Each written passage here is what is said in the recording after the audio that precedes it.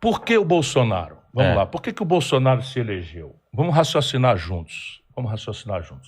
O Bolsonaro era um deputado brilhante. Não. Tomou posições históricas sobre tais e quais assuntos. Longe Ninguém disso. sabia quem era. Né? Bolsonaro é um homem que tem uma obra. Né? O Bolsonaro... Escritor.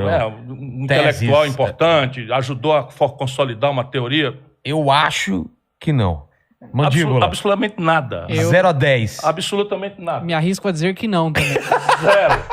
Zero. Tá. E o Bolsonaro tinha uma proposta genial. Tá aqui o problema do Brasil, eu vou consertar o problema. Só tirar o PT.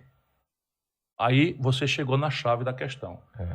O que aconteceu com 70% do nosso povo, meu irmão e minha irmã brasileiros, porque eu tenho amor e respeito. 70% dos eleitores dessa cidade de São Paulo, desse estado importante do Brasil, locomotiva desse Brasil moderno que eu sonho para todos, votou no Bolsonaro. 70% do povo do Rio de Janeiro, onde há a maior concentração de artistas, intelectuais, cientistas, jornalistas por metro quadrado, talvez fora de Hollywood. 70% do Rio de Janeiro votaram no Bolsonaro. 70% do povo de Minas Gerais, do Tancredo Neves, do Tiradentes, enfim, os mineiros, cara, Zé Bonifácio de Andrada, 70% de Minas Gerais votaram no Bolsonaro. 70% do povo gaúcho, sabe, da terra de Getúlio Vargas, de João Goulart, um povo politizado, que canta o hino do Estado, que eu sei cantar também e tal. 70% do povo do Amazônia brasileira votaram no Bolsonaro. E o cara não tinha uma proposta, não tinha uma biografia, não tinha nada. Que razão foi? É isso que nós temos que botar na cabeça. Foi uma razão, vingança. Claro. Sabe, protesto contra esse encontro terrível. Foi um recado muito bem claro. Do desastre econômico que o Lula produziu em cima da corrupção generalizada. Esses caras querem fazer todos nós de besta. O Palocci, vai me desculpar, o Palocci não era um acidente, um acordo que fizeram. O Palocci é fundador, braço direito. O Palocci, na delação premiada dele, conta que levava saco de 30 mil reais pro Lula, pessoalmente. Devolveu 100 milhões de reais. Ou seja, os 100 milhões que o Palocci devolve dão grande verdade à confissão dele de que roubou. Eles querem que o Brasil esqueça tudo isso. Porque o Bolsonaro é tão desastrado, mentiu, enganou, que o Bolsonaro fez o quê? Veio um cara dos Estados Unidos, mandado para cá pelo Trump, tá aí ainda hoje, chamado Steve Bannon, um bandidaço, perigoso, e localizou isso, fez umas pesquisas, assim, o povo está indignado com esse desastre econômico, sabe? O crédito virou SPC, o crescimento econômico virou desemprego aberto. A Dilma explodiu o desemprego brasileiro para 11%, ela pegou em 4%. Caramba. O real que ela pegou em 1,75%, ela entregou para 4,15%. Arrebentaram o país. E o Lula, a Dilma não tem nada a ver com isso, sou eu que fiz e tal, como se não tivesse ele que produziu o modelo econômico e o modelo de contradição política, como se ele não tivesse botado Michel Temer na linha de sucessão, como se ele não tivesse entregado Furnas para o Eduardo Cunha roubar e virar presidente da Câmara.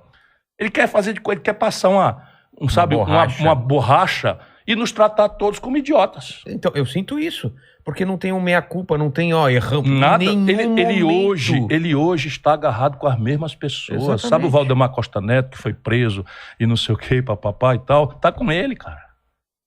Sabe o Eunício Oliveira, em R$1 bilhão de contratos sem licitação na Petrobras, tá oferecendo um almoço para ele hoje no Ceará. Percebe? É o mesmo cara, não aprendeu nada e agora ele acha que nós somos todos idiotas e que o crime compensa. Ele tá usando o mesmo pensamento do Bolsonaro. Exatamente a mesma coisa com o sinal trocado. Exatamente. Então é o seguinte, você não quer mais... Ele diz isso, então a eleição acabou, não tem mais debate, ninguém não tem direito de discutir as causas do problema, muito menos ele tem opinião sobre nada. Por que o Lula diz que é contra o imposto sobre os grandes patrimônios? Para agradar 58 mil pessoas? Porque já vendeu o Brasil para eles. Essa é a questão. E eu estou na área. Haverá um debate no Brasil, isso eu juro. Então, o Bolsonaro não entende por que ele é eleito. Ele perde essa oportunidade, porque mesmo ele sabendo... Ele enganou as pessoas. Né? Ele viu uma lacuna, preencheu essa lacuna. Foi esse Steve Bannon que Exatamente. Então o Bolsonaro se oferece como nova política e moralizador. E aí quem é o Bolsonaro? O Bolsonaro vem de uma família em que ele próprio ensina os filhos a roubar. Estou falando para você, ele não me processa porque eu tenho os documentos. Eu já vi você falando uns absurdos aí, ele não te deu Não nenhum me processa, claro. Chamou de ladrão. Eu tenho os documentos, cara. Eu fui, a minha mulher não gosta que eu diga que eu fui colega dele, é porque eu fui na mesma época deputado. Cara. Eu fui deputado na mesma época que ele. Se você quiser, quem tá nos acompanhando, entra no Google e vê lá. Né, Portal da Transparência da Câmara e tal, você vê lá. O meu gabinete gastava R$600 de gasolina por mês. Claro, porra. Se em Brasília você sai do hotel, do apartamento, longe, e vai pro congresso, e volta, e vai pro restaurante, R$600... Tá mais que bom, Tá né? mais que bom, dá 3 tanques naquela época, 3 tanques de gasolina. Quanto que o Feliciano gastava? Que ele falou que... Era muito dinheiro. Era muito dinheiro. Tudo roubado, porra. O Bolsonaro gastava R$10.000, o mesmo deputado, na mesma época. De gasolina. E eu pagava em Brasília, onde eu trabalhava como deputado, e ele pagava num posto da Barra. Sabe como é que eles faziam? Isso era geral. E eu conheço e não tenho rabo de palha. Então o que eles faziam? Pegavam pro posto, dava 10% do valor da nota pro cara do posto e pegava a nota e botava o dinheiro no bolso. O Bolsonaro tinha 5 funcionários que assinavam o recibo sem pisar lá e ele botava o dinheiro no bolso. E ensinou os filhos para fazer isso. Eu tenho prova de tudo isso. É porque rachadinha fica um nome tão bonitinho, engraçadinho. Muito engraçadinho. Roubo de dinheiro público. Exatamente. E esse era o dinheiro que ele tinha para administrar. Imagina ser o ministro da Fazenda, que administrei a economia do Brasil, não é? As oportunidades que eu tive. Vai ver meu patrimônio e compara com o do Lula. Compara com o do Bolsonaro. O Bolsonaro faz 28 anos que era deputado federal e antes era capitão do Exército. Aliás, nunca foi capitão, era tenente. Ele foi promovido para sair num acordo porque ele estava planejando estourar umas bombas nos quartéis do Exército Brasileiro. O quê? O Bolsonaro, esse Jair Messias, tenente do Exército, fez uns croquis para soltar a bomba, mas não era para redemocratizar, não. Era para exigir salário. Nossa. Aí fizeram um acordo lá e ele, então, pediu para sair do Exército como capitão. E ato contínuo vira político. Como é que alguém que é capitão, não herdou e vira político, tem 15 milhões de reais de patrimônio? Aí você vai olhar as transações imobiliárias do Bolsonaro, a maior parte comprada com um saco de dinheiro vivo. A mesma coisa os filhos. Ladrão, cara, chefe de quadrilha, se apresenta como moralista. E agora, mesmo, a corrupção no Brasil está num limite que eu nunca vi. E olha que eu vi a ladroeira do PT e denunciei. Mas a gente não superou isso aí. Mas, repare, venderam 3 bilhões e 700 milhões de ativos do Banco do Brasil para o BTG por 300 milhões. Venderam a BR Distribuidora, que dava 6 bilhões de reais de lucro por ano, por um valor do valor da ação do varejo. Quando você vende o controle, a ação multiplica o valor.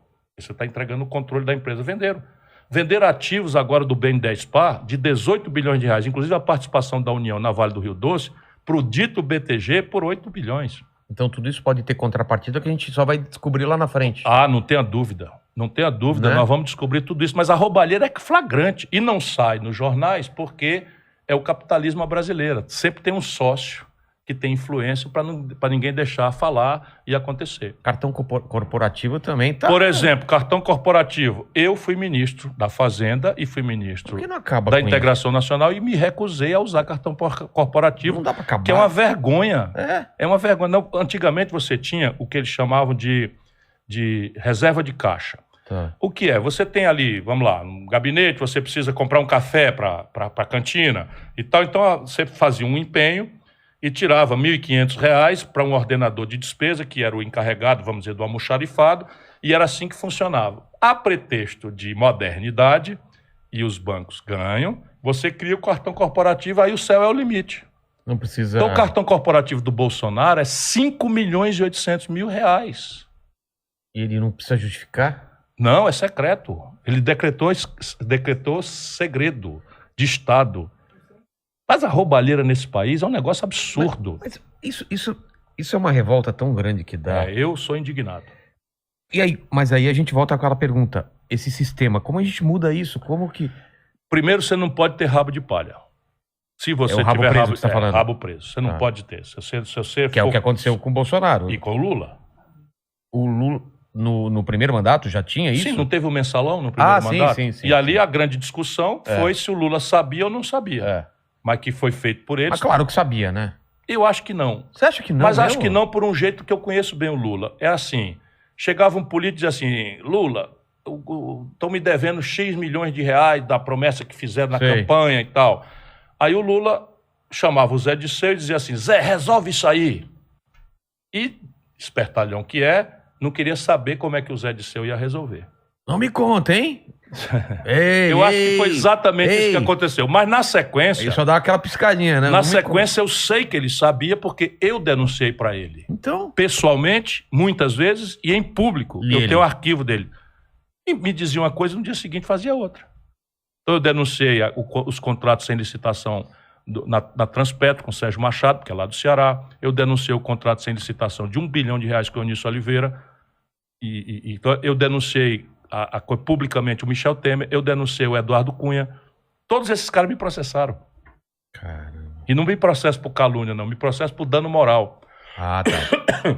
Que aí não adianta você provar, porque basta, me ofendeu e tal. É o jeito de falar. E é verdade ou não é verdade? Que fala, A questão é a seguinte, é verdade ou não é verdade que o Lula deu R$1 bilhão de contrato na época?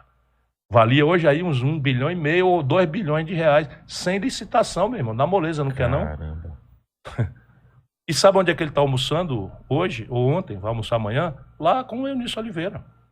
E chegou no Ceará com um aviãozão do maior empresário, da maior empresa de educação privada do mundo que ele financiou com FIES. Sabe como é o FIES? Você pega 30 bilhões de reais do dinheiro público, passa para o empresário privado botar no bolso e ficar rico e comprar avião para ele andar, e no meio do caminho fica um jovem ou uma pessoa em começo de vida devendo. E está no SPC. Milhares de pessoas. E aí, falou em SPC, a gente tem aquela coisa que todo mundo fala que você ia tirar todo mundo do SPC. De onde veio isso? De onde veio da minha experiência. Não, mas por que tem esse... Quando foi falado isso? Quando você falou isso? Foi na campanha de 18. Tá. E trataram de desmoralizar. O que, foi dito exatamente. Por quê? Porque isso é uma grande mamata dos bancos. Então, deixa eu te explicar como é que funciona. No Brasil, o Lula expandiu o crédito muito. Crédito consignado, Pronaf, não sei o quê, papapá e tal. Vamos consumir, vai Então, vamos consumir, todo mundo foi, e tudo bem, tá certo? Mas as pessoas ficaram muito endividadas. Hoje, na sequência disso, é o maior endividamento da história das famílias brasileiras. Hoje? Hoje. Tudo que o Lula fez de ruim, o Bolsonaro está piorando. Na mesma linha, inclusive. Caramba. Então, como é que funciona isso? É simples de entender. A pessoa vai na Casa Bahia ou vai na coisa e quer comprar uma geladeira. Quebrou a geladeira, pifou a geladeira, tá a sua geladeira aí novinha em folha. Então ela quer comprar a geladeira. Ela não tem grana para isso. Porque o desemprego, o salário, papapá. Então, mas ela precisa da geladeira. Então a Casa Bahia, sabendo disso, diz assim, olha, compra essa geladeira aqui em 36 vezes. Então a geladeira custa R$ 1.500, eu te vendo por R$ 3.200. Mas eu te dou em 36 vezes, vamos lá, 3.600. 3.600 eu divido por 36 vezes, dá quanto? R$100. Não me pergunta número, não. 3.600 em 36 meses dá 100. R$100 de prestação. Não vou me comprometer aí. Não, dá R$100 de prestação. Tá bom. Aí o cara diz, R$100 eu pago. E eles não falam preço total, eles só falam o preço da prestação. A letrinha pequenininha tá obrigado a dizer, mas daqui o cara faz o cálculo, precisa ter a geladeira, justo que tenha. R$100 e 100 pau eu pago. Tá. Aí deu certo. Então pagou, levou a geladeira, R$100 o primeiro mês, R$100 o segundo mês, R$100 o terceiro mês. Aí o que acontece? Perde o emprego. Embora. Aí vai ter que optar, ou paga a comida ou paga a prestação. Aí não paga a prestação. Aí quando não paga a prestação, destampa as letrinhas pequenininhas que ninguém lê. Multa, juro, taxa de permanência, e aquilo vai virando uma bola de neve. E essa dívida que era de R$ 3.600 vira R$15 mil, assim, num passo de mágica. Nunca mais esse cara tem condição de sair. Se fosse 1, 2, 10 mil... Isso é um problema individual, cara. Deu um passo além da perna, não tem educação financeira, porque também a gente não oferece educação financeira, não ensina o que é juro composto, não ensina nada e tal. Deixa o povo se ferrar aí na mão da exploração. Defesa do consumidor no Brasil é um papo furado. E o fato é o seguinte, 63.700.000 brasileiros estão com o nome sujo no SPC. Quanto? 63.700.000 pessoas. Isso agora não é mais um problema individual, é um problema macroeconômico. E esse cara, ele não consegue... Esse volume não sai disso sem uma política pública. Então, aí vamos entender que é tudo muito sério. Não, mas eu quero entender... Eu vou te explicar. Não, esse cara, ele não consegue fazer o quê? Estando com o número... com o nome Olha, sujo do SBT. ele não consegue mais, às vezes, fazer uma ficha de emprego. Ele não consegue comprar mais Porque nada no nome dele. Não consegue comprar mais nada no nome dele. Não consegue tirar um centavo emprestado em banco para o pequeno negócio dele. Ele é mal visto na hora de fazer vai fazer uma entrevista ficha de emprego. No emprego, o cara diz assim, teu nome está no SPC, está no SPC. Fica aqui. O outro, não, eu não estou no SPC. Quem é que ele vai contratar? Claro. Entendi. Tá. Isso é um inferno. Aí essa pessoa vai para a informalidade absoluta e está vivendo o pão que o diabo amassou. Agora, por que eu tenho a ver com isso? Olha, eu tenho a ver com isso aqui. Deixa eu te explicar que é uma coisa que o seu espectador precisa ajudar a entender para a gente explicar para o povo brasileiro, que é o que nós temos que debater. Chico, Manel, Maria... Não quero saber quem é o salvador da pátria. Não existe simplesmente. Isso. Então, veja, vamos lá. 60% da riqueza do país, quando cresce, é puxado pelo consumo das famílias. Então, o PIB, que a negada fala, é a soma de todas as riquezas. 60% riquezas. De todas as riquezas que o país produz. Tudo. O seu serviço aqui está ponderado estatisticamente, entra lá numa conta que vai fazendo a indústria, o serviço, a agricultura, né, enfim, o tudo governo. Que é pago de imposto. Você tá... Não. É tudo. Todas as riquezas que o país produz num ano chama PIB, Produto Interno Bruto. Então, 60% do PIB do país é puxado pelo consumo das famílias. Ninguém precisa ser economista para entender. Se a família consome, o comércio vende mais. Claro. E contrata mais gente para dar conta de vender mais e encomenda mais da indústria. Sim. A indústria tendo mais encomenda, contrata mais gente para dar conta e compra mais matéria-prima. E aí a economia cresce. Então eu matei 60% porque o consumo das famílias depende de emprego, renda e crédito. Emprego é o maior desemprego da história. Renda em declínio absoluto, porque é a maior precarização do trabalho da história brasileira. 40% da nossa força de trabalho estão no trabalho precarizado, sem nenhuma proteção de nada. E isto aqui só vem depois. O único lugar onde eu posso fazer uma política pública para restaurar 60% da minha capacidade de crescer, que estão colapsada, é no crédito. E é simples, porque quando a gente lá no Ceará começou a fazer... Eu não acreditei no que nós estávamos conseguindo fazer, mas hoje qualquer pessoa pode entrar no Google. O Serasa faz leilões e desconta 90%. Sabe aqueles 36 prestações que o cara não pagou, virou 15 mil? Desconta 90%. Como? Por quê? Porque ele não está sendo bonzinho. Primeiro, isso morreu. Se não houver uma renegociação, nunca mais esse dinheiro volta nem um centavo. Exatamente. Porém, esses 90% que ele está descontando é em cima dos abusos que ele mesmo cometeu. Claro. Juro, sobre juro, taxa de permanência, multa, todo tipo de abuso. Então não custa nada. Eu passei isso no meu apartamento. Que ele foi para leilão, que eu não consegui pagar. É isso. E aí eu fiz uma renegociação lá. Cara, caiu, era um... Sei lá, devia, 300 pau. Foi absurdo quando tirou tudo isso daí, vira um valor que você consegue pagar. É isso. Então, veja bem, lá no Ceará a gente faz isso. A gente consegue 90% de desconto.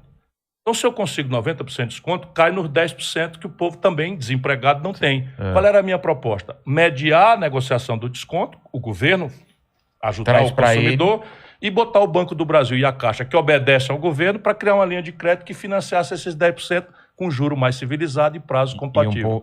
Um prazo mais longo. É muito simples. Por que trataram de desmoralizar? Mas não fica com prejuízo o governo por estar fazendo isso? Não, dá para ganhar dinheiro, cara. Que é o mais impressionante. Dá para ganhar dinheiro. Pequeno juro. E o juro, vamos lá, o juro brasileiro hoje do cartão de crédito no Brasil está na pancada de 280%, 300%. Cara, é muito alto. Não justifica, cara. A bandeira Visa nos Estados Unidos cobra 20%. Teve uma época que eu tava usando o dinheiro do cartão de crédito para pagar outro cartão de crédito. Especial? Não, outro cartão de crédito. Eu tinha dois, usava um para pagar o outro. Aí você entra num... Isso é que deu na crise de 2008 nos Estados Unidos. Foi essa pedalada de créditos abusivos e tal que o Lula introduziu aqui. 2008 foi da crise imobiliária? Imobiliária, que era da bolha lá. Isso, do Lehman Brothers, que quebrou do mercado de hipoteca, do não sei o que, papapá. Então, veja... Então, o governo não quebra... Não, porque aí eu troco um juro de 300% por um juro de 20%. Porra, 20% é muito alto. Já é alto, né? O Banco do Brasil ganharia e traria esse cliente inteiro do mercado para ele. Percebe? Por isso que a banqueirada pagou pesado para desmoralizar a proposta. Então, a banqueirada não vai querer isso. Não quer, por quê? Porque no fluxo, a nova escravidão é essa. Porque, desgraçadamente, uma parte dos 63 milhões e 700 mil, ou porque vai fazer uma ficha de emprego, ou porque precisa desesperadamente... Mas essa palavra é muito bem colocada porque você fica escravo mesmo. É uma nova escravidão. Porque você... Cara, você não Fora sabe... a humilhação, cara. A humilhação porque cada um pensa que foi ele que errou. Exatamente. Humilhado e tal. E não é, eu tô dizendo para as pessoas, meu irmão, isso aí é uma molecagem feita pelo sistema financeiro com absoluta cumplicidade do governo. Eu comprei um carro, não consegui pagar as prestações, devolvi. Fizeram um leilão, venderam muito mais barato e eu ainda tive que pagar a diferença. Ou seja, eu já estava sem dinheiro, ainda tive que pagar a diferença por eles venderem. Vilela, parte disso são concessionários de serviço público. Eu visitei uma casa de uma favela, uma família, 3 filhos, uma filhinha recém-nascida prematura, que a ANEEL daqui de São Paulo cortou a energia do cara porque a família anterior não pagou. O cara desempregado, a mulher desempregada, uma filhinha precisando com dificuldade. Eu fiquei muito indignado ontem. Visitei ontem a Zona Sul de São Paulo. Porra. E esse cara tá no SPC, cara. Ele não pode sequer recomeçar a vida por uma coisa de serviço público. Tá doido? Se eu para ser presidente da República, eu não dar um jeito nisso, mas dou um jeito nos 6 primeiros meses. Isso você falou de um estado. Em nível nacional, muda é mais fácil, porque o meu estado não tem banco. E a União Federal tem a Caixa Econômica, tem o Banco do Brasil, para você fazer, não é, uma reestruturação dessa dívida. E é conversando, cara. Veja bem, vou te falar, o Visa, o American Express, o Mastercard, tem a matriz nos Estados Unidos. Eles cobram 20% de juros, aqui no Brasil cobram 300%. Caramba. Por quê? Porque, de novo, a esquerda petista, de goela para fora, mentirosa, concentrou as transações financeiras na mão de 5 bancos. E estão nadando em dinheiro. E aí a gente volta para a última eleição, então. Naquele panorama, Haddad... Foi Haddad, né? Haddad? Era o Lula, né? O Lula mentiu que era candidato. O Lula... Até faltar 20 e poucos dias da eleição. Ele sabia que não era, mas enganou a população. Exatamente. Aí ficou o Lula, aquele negócio... Bolsonaro foram para o segundo turno, e aí você vai para a França e fala aquilo que você foi para não votar em bandido. E aí o Haddad não gostou muito disso. Porque não foi para não fazer campanha com bandido. Tá. Eu votei no Haddad. Eu declarei na primeira noite que votava contra o Bolsonaro e viajei, na verdade fui para Portugal, porque eu não queria fazer campanha junto com bandidos, quadrilha. Eles te convidaram? Nunca me ligaram sequer. É preciso que as pessoas saibam. Eu nunca contei isso. Nunca. Não sabia. Nunca. Ninguém ligou assim, olha, eu preciso falar com você, vamos negociar alguma coisa do seu programa e tal. Vamos Zero. vencer o Até Bolsonaro. hoje, nunca ninguém me ligou. Caramba. E a eleição estava perdida de véspera, porque era uma mentira do Lula. Ele escolheu quem para ser candidato? O Haddad. Qual era a experiência de 1 ano atrás do Haddad? Ter perdido... Tinha perdido, mas não é perdido. Perder a eleição é normal. Ele levou uma surra. Ele perdeu em todos os bairros de São Paulo, tirou 16% dos votos no cargo de prefeito. Esse é o homem que o Lula escolheu para ser o cara que ia encarar o antipetismo, que era a força mais avassaladora que estava registrada ali. O PT tinha perdido as eleições nas eleições, como perdeu agora. Total. Vocês vão ver, espera para ver. O povo brasileiro não é idiota como o Lula pensa. Mas então eles não ligaram para você e você não queria fazer campanha com eles, porque não acreditava... Não, porque, veja bem, estava agarrado com o Renan Calheiros. Não, claro, não, eu não estava tenho agarrado com dúvida o Eunício disso. Oliveira, ele estava agarrado com a mesma gente. E assim, não dá para mim, percebe? Eu já engoli. Mas quando foi o rompimento seu com essa assim, tipo, não deu para mim, mas entre um e o outro eu fico do lado do PT. Quando foi esse rompimento? Não, eu votei no Haddad. Não, é mentira deles. Eu voltei da viagem e votei no Haddad. Eles disseram que você se absteve. Mentira do Lula. Mentira, eu vim e votei, declarei voto e votei. E a massa dos eleitores que votou em mim... ficou o lance da França? Foi para Portugal, então? Porque eu fui para Portugal, porque Fortaleza-Lisboa são 6 horas e 20 minutos. E é mais barata a passagem, você viaja classe econômica na boa. E eu estava exausto, cara. Eu fui operado na campanha. Eu fui fazer o debate da Globo, eu estava com a sonda pendurada na perna. Caramba. Brinquei até com eles, porque eu não vou fazer mimimi como o Bolsonaro, não sei o quê. Brinquei com eles, nem divulguei. Eu estava teve operado, o que você teve? próstata. Próstata? Mas era benigna, graças a Deus e Tá. tal, mas eu estava com a sonda pendurada na perna aqui. Eu Meu. brincando, pega leve aí, rapaziada. Eu mostrava a sonda Tô pendurada fazendo na um perna. xixizinho enquanto eu tô falando. Enquanto eu tô aqui discutindo com vocês, vamos Nossa, pegar leve aí. já usei e tal. sonda, é horrível. Senão eu jogo essa sonda num de vocês e tal. Aperta aqui. Eu fico brincando, porque eu não tenho ódio no coração, nem mágoa, nem coisa nenhuma. Mas assim, o que me obriga a andar com essa gente? Não, eu até acho Uma gente que você destruiu fez- o meu país, É. uma gente que fez da corrupção uma prática central do governo, mentirosos. Nunca mais mesmo. Ponto final. E nesse cenário agora? Sou maior, vacinado, pago meus impostos e tal, e vou votar contra o Bolsonaro. Não é porque eu tenho ódio ao Bolsonaro, é porque o Bolsonaro representa essa mesma coisa. Agora é a mesma turma, cara. Agora, putz, é a mesma turma mesmo. E nesse cenário que a gente tá E agora? o mesmo modelo econômico. Câmbio flutuante, superávit primário, meta de inflação. Lula. O Paulo Guedes Câmbio não flutuante, mudou meta de nada? inflação, superávit primário. A mesma coisa. É a mesma coisa. Não veio nada novo? Nada Ô, meu irmão brasileiro, é o petista que você não for fanático, ouça o que eu estou ponderando. Esse modelo liquidou o Brasil. Entre 2010 e 2020, Vilela, pela primeira vez na história, o Brasil passou uma década sem crescer nada. É a pior década em matéria de crescimento dos últimos 120 anos. E em volta da gente, como tá? Agora vamos lá, 2010, 2020, 6 anos é PT na veia.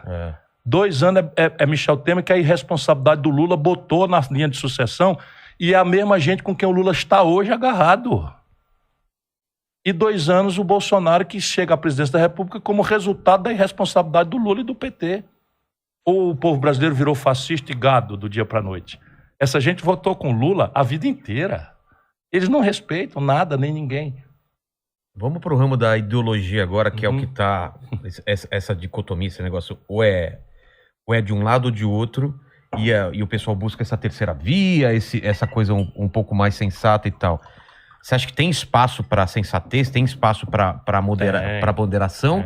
Ou a gente tá numa raiva tão grande, num ódio tão grande? Porque... A raiva e o ódio são enormes. Então, mas eles são... Isso é da gente? Não, Tava aqui não já? São eles.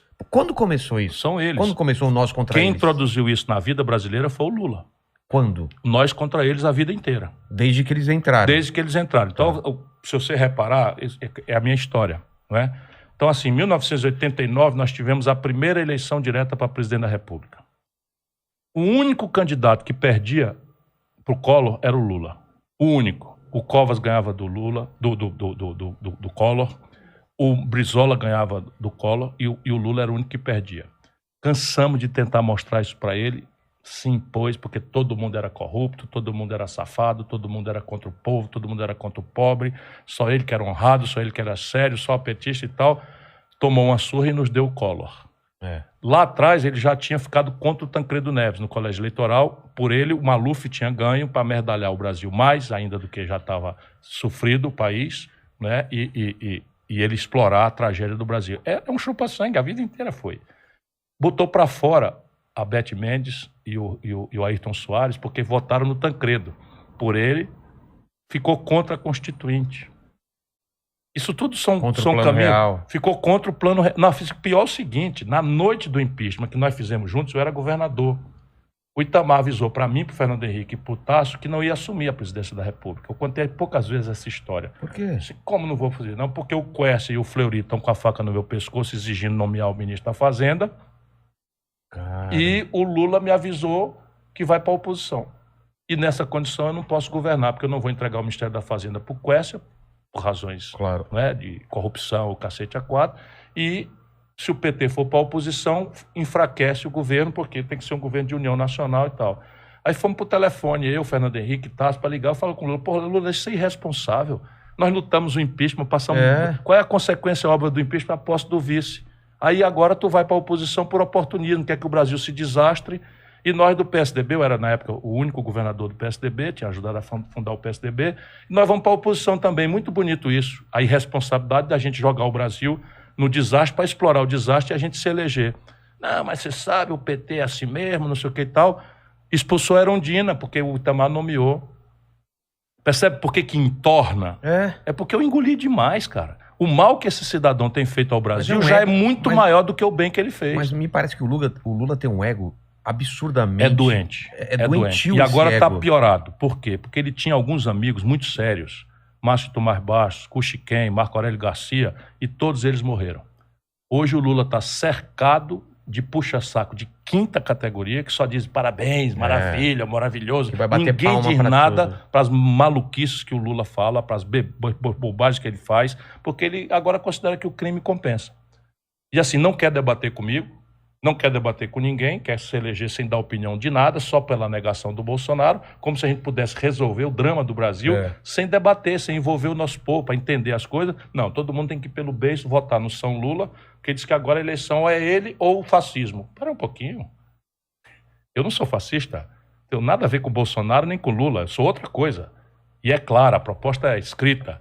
Não fujo do debate, estou aqui no podcast porque considero importante falar com a juventude brasileira, falar dos problemas, dizer o não e deixa o povo decidir, cara. Mas né? a gente não vai ficar naquele debate ainda de minoria, de aborto. Eu não estou falando que não é... Sim, não isso daí é o seguinte... Eu não acho que não é importante. Não, é muito importante, mas não é essa a agenda do povo. Você acha que teve ditadura, não, mas não é isso que a gente está precisando agora. Ô, meu irmão, parabéns. Porque, repare, todas essas questões... elas são aquilo que configura uma agenda identitária, de costumes, que são internacionais. E se você bem reparar, elas viraram um elemento em que a direita internacional, especialmente num país frágil como o nosso, manipula o debate. Como? Se eu deixar o povo discutir aquilo que interessa, tá empregado ou está desempregado? Teu salário é decente ou é indecente? A tua condição de trabalhar é formal? Tem segurança ou não tem? Ou não tem? Você tem segurança ou não tem? Saúde ou não tem? Educação dos seus filhos vai bem ou vai mal? O povo vota para mudar, cara. Claro. Vota de forma progressista. Não, eu pego então e digo assim, não vamos deixar o povo discutir as coisas que interessam e que a política resolve. É isso que a política pode resolver. Exatamente. Não, vamos agora dizer, vamos meter questões religiosas e questões de costume, questões morais, que não tem solução, porque é um debate religioso. Então, repare, o direito da mulher a administrar o seu próprio corpo parece uma conquista humanista civilizatória. Mas para os religiosos, o aborto é uma abominação. Aí eu pego um pobre, desempregado, ferrado, com aluguel salário, com nome no SPC, e ao invés de dar a ele o direito de discutir como é que ele sai disso, eu insulto a cabeça dele com uma questão que lhe é muito cara, do ponto de vista moral ou religioso. Ele fala, não quero saber disso. Sim, pois esse é o desserviço que essa esquerda petista fez ao Brasil. Aí você vê no Rio de Janeiro. Você vê no Rio de Janeiro. Tomou como dono deles também. Sim, mas isso é o seguinte, não é uma agenda que tenha solução, porque os universos de valor são distintos. E o papel de um presidente nesses assuntos é promover o debate sem parte. Claro. Respeitar as diferenças, os pontos de vista, a diversidade. E estabelecer uma discussão generosa que respeite os religiosos, que respeite a moral da família, que respeite a forma com que eu considero que seja razoável educar o meu filho, sob o ponto de vista dos valores. Esse é o papel do presidente da República. E aí eu deixo a política fazer isso. Então eu tenho uma economia degringolada, eu tenho a corrupção levada ao centro do debate e eu, como não tenho como explicar essas contradições, eu me refugio numa agenda identitária que fala para minorias de bucho cheio, né? E que colidem frontalmente com a moral popular, com a religiosidade popular. Eu tô noutra, cara. Exatamente. E o PT não entendeu isso, Eu falo sobre isso. Entende. Tem essa parte aí também? Entende. O PT entende muito bem disso. Apenas o que eles querem. Eles querem que o povo se lixe, desde que eles ganhem a eleição. Mas eu posso estar enganado, mas eu vejo um afastamento do que realmente o Lula pensa e do que o PT diz que ele pensa, ou do que o PT... Porque a gente sabe o que o Lula pensa, a gente sabe... Você sabe? Me conta pra mim. Não, tô falando... Nesses assuntos? Nesses assuntos. O Lula é o cara mais reacionário, rapaz. O Lula é homofóbico. Então, é isso que eu tô falando, as declarações dele. Ele elogiou o Hitler... O Lula é machista. O Lula disse na minha frente, no debate, na Globo, das eleições de 2002, que a forma de apurar se uma pessoa era negra ou não era fazer exame de sangue, cara. Caramba, cara. Quem duvidar é só pegar o arquivo do jornal, do debate da Globo das eleições de 2002. Não, e esse elogio ao Hitler é uma entrevista para Playboy, não estou inventando isso daí, não. É o lance do Pelotas. Isso. E pronto, mas para essa gente o Lula pode andar pelado na rua, bater na mãe, falar palavrão com Jesus, e é igual o bolsonarista boçal. Mas é isso que eu ia falar. É a mesma coisa. Essa direita que falava que o pessoal adorava o Lula e ele podia falar qualquer besteira que eles falavam amém, estão fazendo a mesma coisa com o Bolsonaro. E provavelmente estão atacando a gente no chat agora, porque não vem isso daí. Ok, ataca, não tem problema, mas responde o que nós estamos falando, o que eu estou falando. Poupa aqui o apresentador. Fala para mim, ok, tu pode me chamar de coronel, eu que sou o cara que mais investia em educação, não tenho rádio, não tenho TV. Isso eu queria saber também de onde vem isso do coronel. É preconceito contra o Nordeste. Então, o que é o coronel lá no... Coronel é o cara que manda... É o chefe, dono de terra, que diz da vida e da morte das pessoas. Olha, nós nos elegemos no Ceará derrotando os coronéis. E o estado que tem hoje os melhores indicadores de educação pública do Brasil é o nosso pobre e difícil estado do Ceará. Eu não estou falando de mim, estou falando de muita gente boa, especialmente os professores que estão fazendo essa revolução. É só olhar no Google. Eu estou pedindo sempre para as pessoas, para não acreditar, a conversa de política é sempre bonita e tal. Vai checar, meu irmão. Checa o que eu falo, checa o que o outro fala. E não seja bobo. Quem vai pela cabeça dos outros é piolho. A gente tem esse ditado popular. Então, repare, reaja ao que eu estou dizendo. Ou é verdade ou é mentira que o Lula disse num debate na Globo que a forma de apurar se um negro era negro ou não para ter direito à cota era exame de sangue. Cara, eu saí em socorro do Lula. Caramba. Eu saí em socorro do Lula porque eu vi a besteira que ele tinha falado. O Lula... Ele falou que graças a Deus a gente teve a pandemia. Graças a Deus aconteceu essa pandemia, porque o povo agora... É isso. É pensar mas ele virou uma coisa tal para essa igrejinha de fanáticos que entope o Brasil de conversa mole.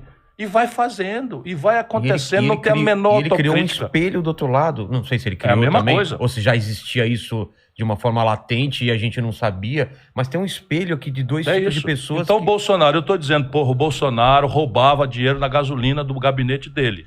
O Bolsonaro, entre a eleição, Vilela, entre a eleição do Bolsonaro, presidente da República, e a posse, entre a eleição e a posse, o Bolsonaro foi na burocracia da Câmara Federal e requereu aposentadoria especial de deputado, cara.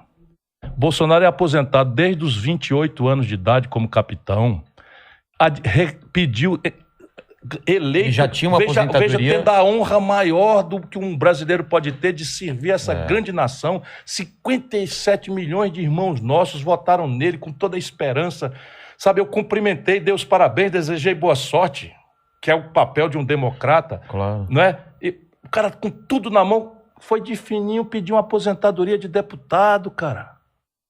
Aí tem a presidência da República, o salário, tem a aposentadoria de deputado, tem a aposentadoria de capitão e gasta 5 milhões e 800... Quanto dá essas aposentadorias? Isso aqui dá 30 mais 15, 45, mais uns... Dá uns 60 mil, 60, 70 pau. 70 pau. Eu estou dizendo isso é verdade ou mentira? E eu vou contar agora só porque estou me apresentando. Nunca ninguém soube, eu fui deputado, prefeito e governador. Aos 36 anos eu era essas coisas aí, porque eu comecei muito cedo. Tive direito a 3 aposentadorias, que me dariam hoje algo ao redor de 80 mil reais de salário. Nunca aceitei receber, nunca requeri, porque considero imoral. E não tenho fortuna, não. Não tenho empresa, não sou sócio de ninguém. Vamos falar de educação. Vamos. Falamos aqui com o Mandetta, que mais me interessa. Falamos aqui com o Mandetta, que é a coisa também que mais interessa, porque você viu minha mãe aqui, minha mãe é professora de português, meu pai também professor a vida inteira professor de literatura, de português e tal, sou filho de professores, e eu estudei sempre escola estadual. Eu também, a maior parte da minha vida. Mas eu não estudei só porque eu não podia, porque era muito boa. Sim, era excelente Era escola. Muito boa. E hoje eu vejo que é impossível. Degradou geral. Não vou ter coragem de colocar numa escola estadual se eu tiver a oportunidade. Como a gente faz para mudar isso? Eu imaginei, eu falei com o Mandetta que isso é uma coisa que um governo só não vai conseguir. Ele falou que no dia 1 já é possível mudar alguma coisa. É possível mudar e eu tenho concretudes exemplares para mostrar que é possível mudar. De novo, por favor, quem estiver duvidando e estiver descrente, veja no Google quem tem os melhores IDEB, que é o Indicador de Desenvolvimento da Educação Básica do Brasil, em várias etapas de série. É um dos estados mais pobres do Brasil, que é o Ceará. É claro que faz 20 anos que a gente está apostando nisso e já estamos colhendo resultados impressionantemente importantes. Mas a virada é possível fazer no curto prazo. E são 2 movimentos. Dia 1 você está eleito dia 1. O que se faz? Aí é mentira. Dia 1 não dá. Mas o que você vai fazer é o seguinte, são 2 coisas em paralelo. Primeiro, você tem que abrir um grande processo de mudança do paradigma pedagógico. O que é isso? É que tipo de educação a gente oferece, porque isso aqui vai demorar mais tempo, que envolve todo um retreinamento, toda uma reciclagem do magistério, dos professores, e é necessário que você anuncie uma política de compensação salarial para esse ganho de qualificação, de retreinamento, que é o seguinte, hoje o paradigma pedagógico brasileiro é do século XIX, que é aquele profissional do decoreba. Então, o que eu faço ao garoto? Eu faço o garoto... Você recompensa quem decora. Quem decora e sob estresse reproduz informação. Sozinho, não pode consultar o coleguinha, que senão é fraude, não pode consultar o livro, senão é fraude, isso é puro lixo. Em não tempos tem de interpretação Google, de texto. em tempos de Google, isso é lixo puro. Hoje você precisa muito mais saber perguntar do que saber responder, porque se você sabe perguntar, você vai no Google e localiza a resposta. Então, esse paradigma pedagógico tem que ser alterado, é uma grande reforma do processo educacional, e deflagrar um processo de requalificação e retreinamento do magistério. Essa é a missão de mais fôlego, mais importante, porque o profissional que hoje, a economia digital, que a economia do conhecimento pede, tem nada a ver com essa escola que nós estamos dando para massa de estudantes, inclusive da Universidade Brasileira, salvo poucas exceções que há. A segunda tarefa é física. Salário, condição física, material escolar, estrutura de pedagógica, enfim. A escola, a parte de coisa e tal. E isso você pode deflagrar no dia 1, se você tem um bom projeto, e isso sai... Dinheiro tem para isso? Aí essa é a sua pergunta que você tem que fazer para todos os políticos. Hoje, o Brasil está proibido de aumentar 1 centavo em qualquer política pública pelos próximos 20 anos. E por quê? Porque meteram na Constituição, essa gente, o teto de gastos, chama PEC 95. Ah, lembro bem. Então, veja, o valor que está se perseguindo aqui é correto. Qual é? Equilíbrio nas contas. Claro.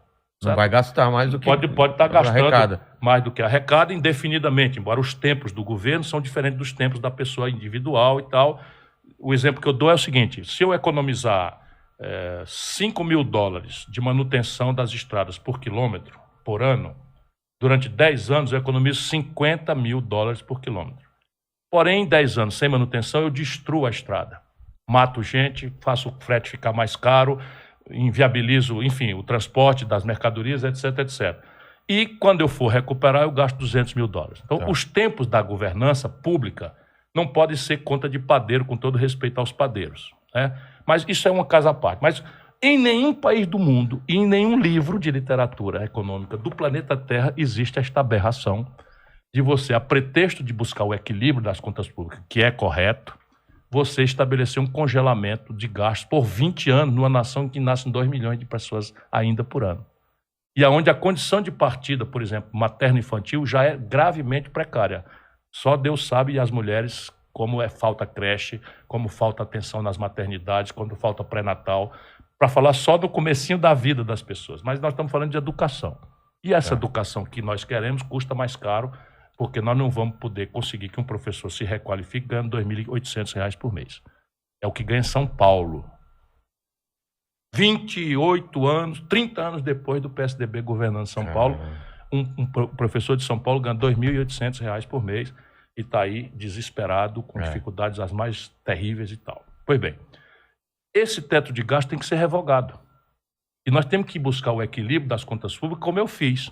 Eu fui prefeito da 5ª maior cidade brasileira, estou me apresentando, por favor, não me entendam mal, porque às vezes a pessoa fala de si mesma, mas quem eu estou querendo presidir o Brasil, eu quero me apresentar para as pessoas avaliarem, olharem o meu currículo, né, para não ficar votando em Chico ou Manel e saber de onde o cara vem, se é coerente o que ele fala com o que ele já teve. Eu fui prefeito da 5ª maior cidade brasileira, governador do 8º maior estado do Brasil, e fui ministro da Fazenda, comandei a economia do Brasil. Sabe quantos dias eu gastei mais do que arrecadei? Quanto? Nenhum. Sabe quantos políticos do meu nível podem dizer isso que eu estou lhe dizendo? Nenhum. Nunca? Só eu. E é só para valer. Eu, quando governador, tinha tanto dinheiro livre para investimento, que ao invés de gastar por conta, eu fui ao mercado e paguei a dívida do Ceará, que ia vencer dali 15, 20 anos, em títulos com 15, 20 anos de antecedência e tirei o Ceará da dívida que estourou em São Paulo, que estourou o Rio, que estourou Minas Gerais, que estourou o Rio Grande do Sul. Então, assim, o ministro da Fazenda é só olhar no Google. Eu fiz um superávit na boca do caixa de 5,2% do PIB. Sabe quanto é que está hoje o déficit do Guedes, nominal? O déficit primário, 3% do PIB. O déficit nominal, 6% do PIB. Caramba. Estão quebrando o Brasil. Isso, eu sou o que os conservadores dizem, que eu sou o cara da esquerda, e eles que são os sérios, os caras da direita. Tudo mentiroso, cara. O que você é? Eu sou de centro-esquerda. Centro-esquerda. Minha formação... e assim, eu costumo dar conteúdo prático a esse adjetivo. O que é o centro? O centro é o mundo produtivo. Tá. É quem sai de casa cedo para fazer a agricultura mais competitiva do mundo, sem depredar o meio ambiente, com as práticas corretas em relação aos trabalhadores, em relação às comunidades indígenas e tal. Essa turma eu quero. Aqueles que estão depredando, tocando fogo na Amazônia, matando índio, eu não quero. Fica com Lula, fica com Bolsonaro. Eu quero esse outro Brasil. E eu quero mudar o Brasil. Eu não quero, sabe, estar falando coisa agradável para as pessoas, para todo mundo. Não, é o comerciante. Cara, tem 6 milhões de microempresas do Brasil, média empresa, no Serasa, que é o SPC das É isso que eu ia empresas. falar. É tão difícil empreender no Brasil. É impossível. Eu tenho empresa há tanto tempo, mas é tudo tão difícil.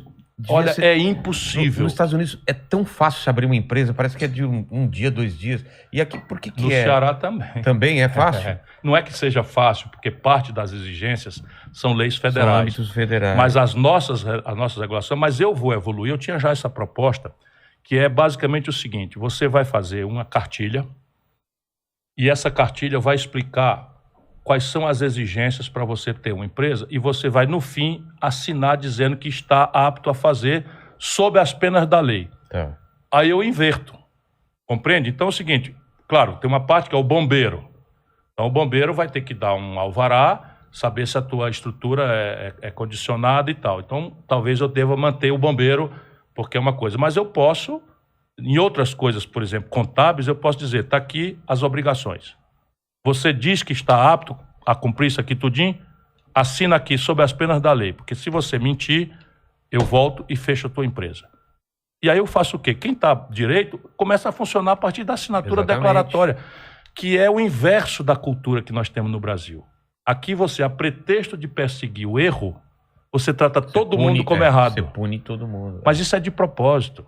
Claro. Tu viu o escândalo das vacinas? Sim. É a mesma lógica, é você cria dificuldade para vender a facilidade. Exatamente. Então você tem a Pfizer, tem compliance, não paga propina, mandou 101 e-mails para o Bolsonaro oferecendo fazer, vamos dizer, preferência para o Brasil. Por quê? Não é porque ela é boazinha, é porque o Brasil, no mundo, tem a fama de ser o melhor país em matéria de capacidade operacional de imunização.